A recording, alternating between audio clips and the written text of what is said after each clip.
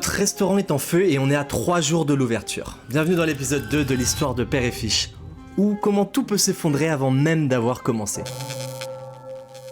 Les pompiers sont arrivés rapidement. En voyant notre resto plein de fumée, j'ai cru que c'était fini. Toute notre épargne, les mois de travail, les concours gagnés, partis en fumée en quelques minutes. Heureusement, ils nous disent que les dégâts sont minimes, mais il va falloir tout nettoyer et refaire l'électricité. Alors pendant une semaine, on a travaillé jour et nuit. Et avec une semaine de retard, on a finalement ouvert. Le premier jour, la salle est pleine, les clients sont satisfaits, on était sur un nuage et on pensait que le plus dur était derrière nous. Spoiler, c'était vraiment que le début. Le premier problème, c'était les chiffres. On avait prévu un CA de 2500 € par jour. En réalité, on faisait 1200 €. Et avec nos marges faibles, on perdait de l'argent chaque jour. Le deuxième problème, c'était l'épuisement. Du lundi au samedi, de 8h30 à 23h, non-stop. Quand tu gères tout, la cuisine, le service, les caisses, les stocks, la compta, tu finis très vite par t'épuiser. Alors on se faisait des petites siestes dans le resto quand on avait un moment de libre l'après-midi. Et quand on était vraiment épuisé, 3 mois après l'ouverture, en décembre 2018, arrivent les gilets jaunes. Et notre truc était plutôt bondé normalement et devenu un no man's land. Notre CA a chuté drastiquement en une semaine. Et je me souviens qu'un samedi, assis dans notre restaurant vide, regardant par la fenêtre les manifestations, Dano m'a regardé et m'a dit « Est-ce que tu penses qu'on va survivre à ça ?»